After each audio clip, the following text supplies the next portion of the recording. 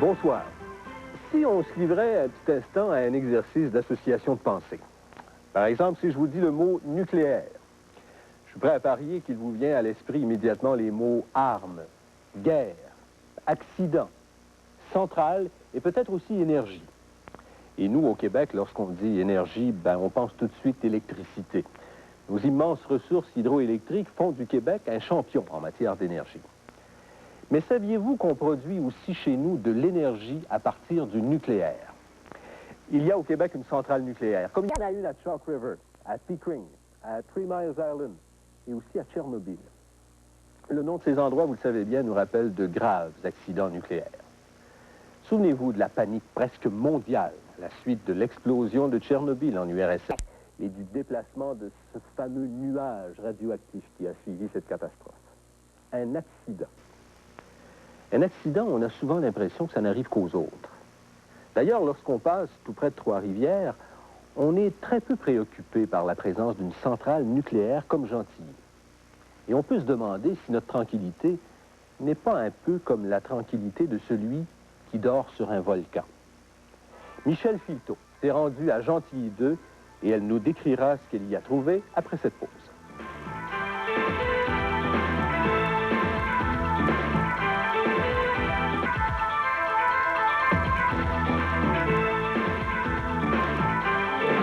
Si on avait mentionné le nom Tchernobyl avant avril 86, personne n'aurait su de quoi il s'agissait. C'était néanmoins une des plus importantes centrales nucléaires de l'Union soviétique. Tchernobyl était de construction récente et n'avait pas connu de problème. Mais le 26 avril 86, elle allait connaître le plus grave accident de l'histoire des centrales nucléaires.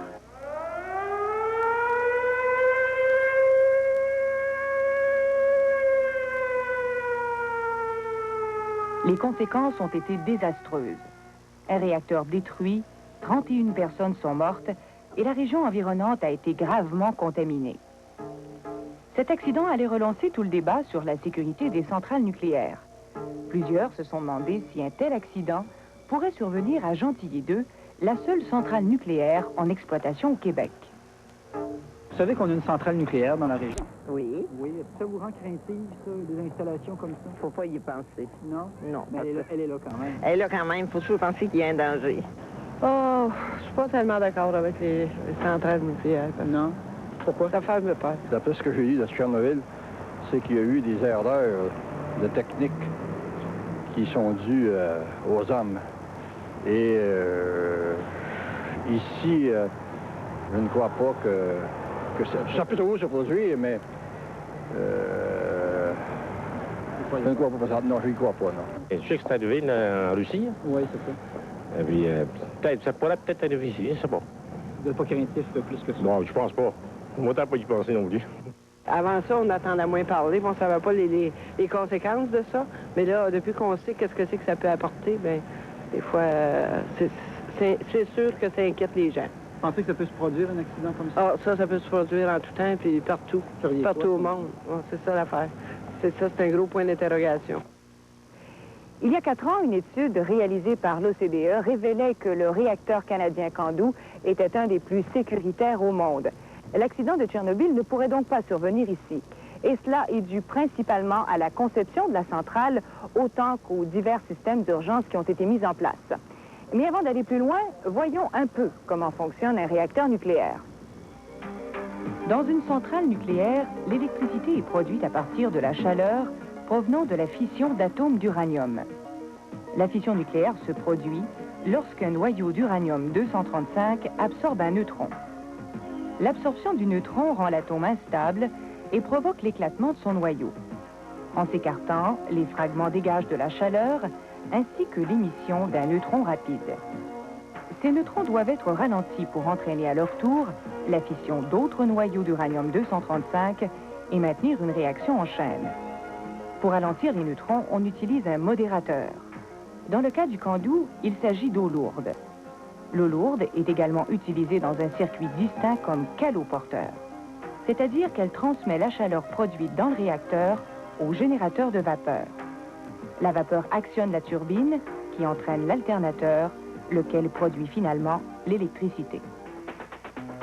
En août 86, les plus grands spécialistes du monde se réunissaient à Vienne pour comprendre toutes les circonstances de l'accident de Tchernobyl. Henri Marois faisait partie de la délégation canadienne. Monsieur Marois, vous êtes allé à Vienne, vous avez pris connaissance des conclusions de l'accident de Tchernobyl. Est-ce qu'un accident comme celui-là pourrait arriver ici au Québec, à la centrale Gentilly? Je crois que c'est impossible, l'accident qu'ils ont eu là-bas. Si on prend le point de vue de la conception, c'est très différent par rapport au type Candu qu'on a. Premièrement, sur des systèmes de sûreté, le confinement, nous, on a un confinement que s'il arrive quelque chose, la radioactivité reste à l'intérieur du bâtiment, ce que les autres avaient un confinement partiel.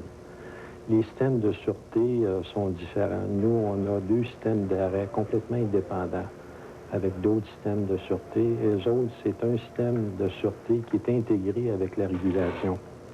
Et le système est aussi moins efficace.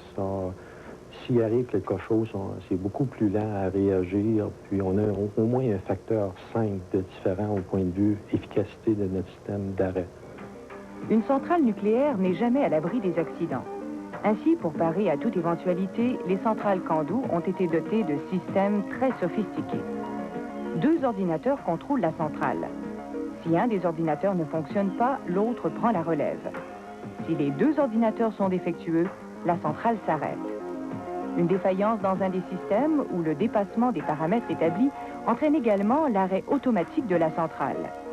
Les systèmes d'arrêt d'urgence sont indépendants et peuvent agir dans un délai de 2 secondes. Ces systèmes d'urgence sont vérifiés régulièrement. Le plan des mesures d'urgence constitue la dernière barrière en cas d'accident. Ce plan a d'ailleurs été évalué en mai 85 lors d'un exercice de simulation baptisé DERAD 1 pour défense radiologique.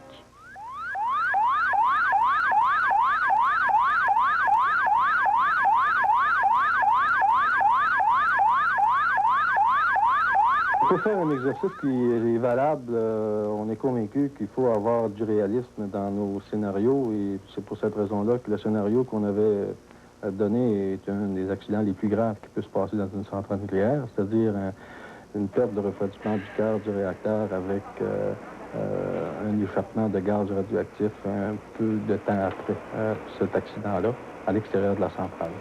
Alors, on avait un scénario justement réaliste qui nous permettait à ce moment-là de faire jouer les différents acteurs, si vous voulez, dans le plan d'urgence. Le plan des mesures d'urgence relève généralement de l'exploitant, mais ce dernier a d'autres responsabilités. Il doit voir au bon fonctionnement de la centrale. Comme une voiture, une centrale nucléaire a besoin d'une mise au point annuelle. Ainsi, chaque année, on arrête la centrale pour procéder à de nombreux essais et vérifications.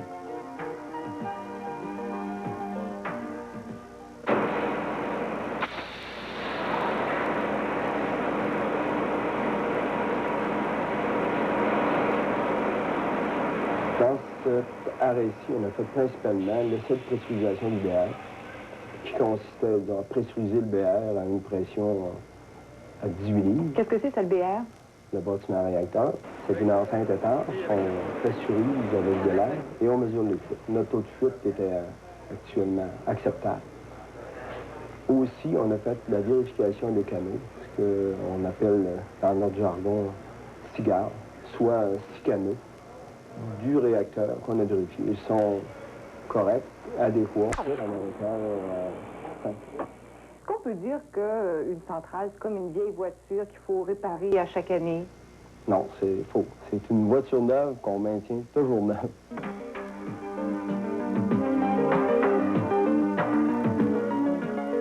Lors de notre visite, la centrale était en pleine remontée de puissance. Une opération délicate qui est supervisée par le chef de quart. Vous qui la connaissez sous tous ces angles ou à peu près cette centrale-là, qu'est-ce que ça vous fait, cette notion d'imprévisible ou d'imprévu? Là, on la démarre, la centrale, on est exactement le réacteur à 25 %. On va commencer à tourner la turbine tantôt. Et on ne fait pas un geste, si vous voulez, par en haut, sans qu'il y ait... Je veux dire, il n'y a pas question d'être imprévisible. On vérifie tout avant de passer à une autre étape. On ne part pas en prenant une chance. Un accident ici, est-ce que c'est possible? Connaissant intimement tous les systèmes de sécurité, tout ce qu'il y a là-dedans, je vous assure qu'il n'y a rien de caché, là. C'est tout à fait... pour nous, on a à peu près tout ce qu'il faut pour s'en tirer. L'accident est possible, j'ai aucune inquiétude de travailler ici, puis j'ai aucun doute quand nous, on passe, par exemple, comme ce soir, je m'en vais, il y a une autre équipe qui prend la relève. Je vous assure, par exemple, que si je décidais de venir saboter la centrale, j'aurais de la difficulté, même avec ma connaissance des systèmes, parce que tout est arrangé pour fail safe. Puis c'est pas un avion, on veut dire. Si ça casse en l'air, tu tombes en bas. Ici, au moins, t'es à terre, là. Le réacteur, la puissance s'arrête. Il y a ce qu'il faut pour le refroidir et il y a ce qu'il faut pour confiner tout. Non, effectivement, je crois que pour moi, c'est très sécuritaire. Je vais continuer à travailler. Tchernobyl, 25 avril 86. La centrale fonctionne bien. Mais les Soviétiques vont commettre 6 erreurs graves au code des procédures. Résultat, un réacteur détruit, 31 morts et des milliers de personnes contaminées.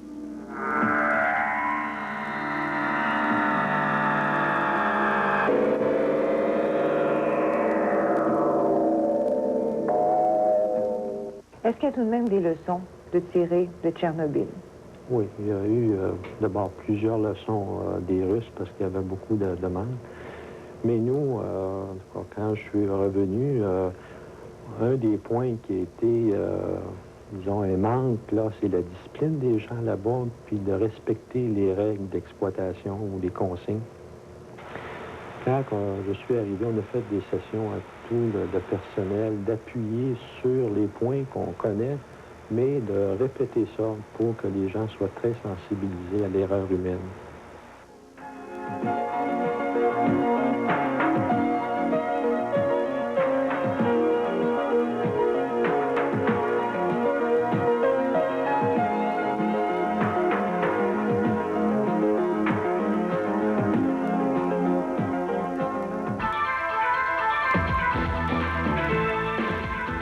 La grande question, donc, une explosion comme celle de Tchernobyl pourrait-elle se produire ici? C'est un peu comme se demander si un accident grave peut un jour nous arriver. Impossible à dire.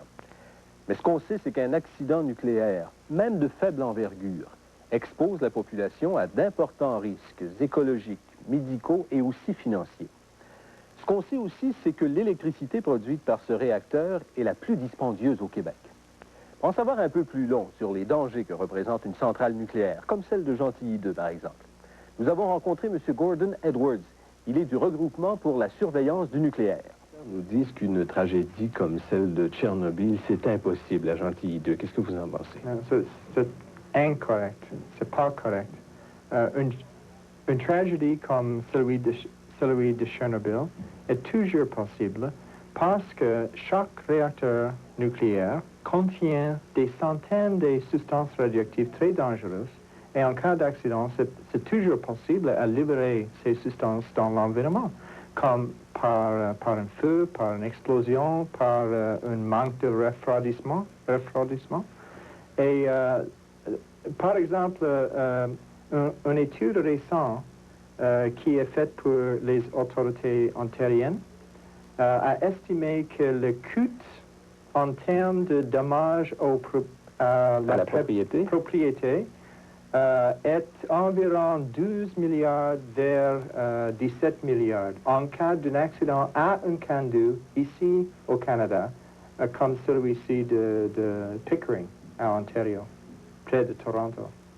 On nous dit que les systèmes de sécurité sont beaucoup plus sûrs ici qu'ils l'étaient à Tchernobyl. Ça semble pas être votre avis. C'est débattable. Il y a quelques systèmes de sécurité qui sont peut-être meilleurs, mais c'est une question ouverte si les systèmes de sécurité sont toujours disponibles en cas d'accident.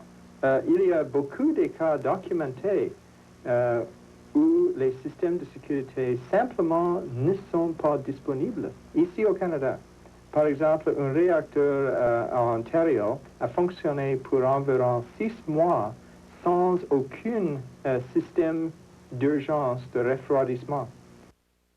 On manque un système d'urgence de refroidissement.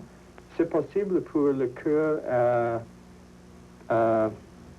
Dégagé, oui, c'est ça. à fondre, même si le réacteur est fermé complètement. Bon, chez nous, on a des ordinateurs. On nous dit même, les experts de Gentilly nous disent que ces ordinateurs-là, ça peut tout arrêter. Il n'y aurait vraiment aucun problème. S'il y avait une défectuosité, tout arrête. Ça ne vous rassure pas?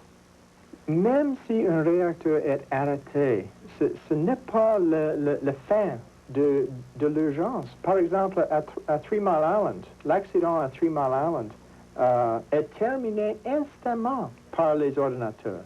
Même l'accident n'est pas fini parce qu'il y a une valve bloquée dans ce cas. Et cette valve bloquée, l'ordinateur n'est pas capable de réparer une valve bloquée. Il va nous indiquer simplement qu'elle est bloquée. En cas de 3 Mile Island, l'ordinateur, même l'indication de le blocage de valve n'est pas indiquée par l'ordinateur. So, il y a des problèmes.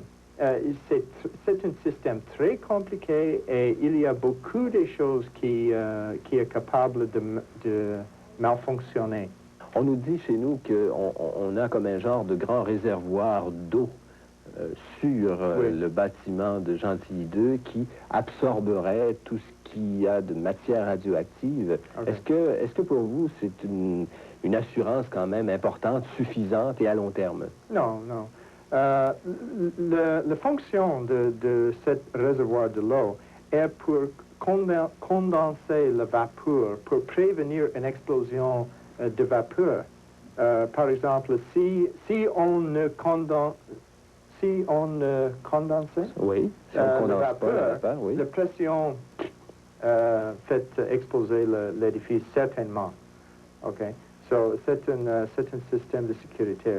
Si ce système ne fonctionne pas, l'édifice elle-même n'est pas sécuritaire. À Ontario, ils ont construit un édifice tout séparé de l'édifice de réacteur elle-même, qui se nomme un bâtiment de vide, bâtiment à vide. Ce bâtiment à vide est maintien sous-pressionné. Et en cas d'accident, il espère les gaz radioactifs. C'est un effet de vacuum, au fond. Oui, oui, oui, comme un vacuum. Ouais. Ici au Québec, ça coûte trop cher. D'un point de vue strictement économique, vous nous dites qu'il n'y a pas de logique véritable à maintenir en opération ou à promouvoir l'énergie nucléaire produite à Gentilly 2. L'électricité de Gentilly est le plus cher de la province. Ça coûte par kilowattheure 2 fois le coût d'une kilowattheure de James Bay, de la baie James. Avec l'excès de l'électricité, le surplus de l'électricité ici au Québec, la logique économique doit dire qu'on doit fermer ce réacteur pour sauver l'argent. Aussi, le coût d'opération seulement, sur le coût d'opération de Gentilly monte vers peut-être 50 millions de dollars par année. Le coût d'opérer un barrage est presque nul. La seule raison pour opérer le Gentilly 2 est la détermination à prouver que ce n'est pas une erreur complète. Mais peut-être c'est une erreur complète. Merci beaucoup, M. Edwards.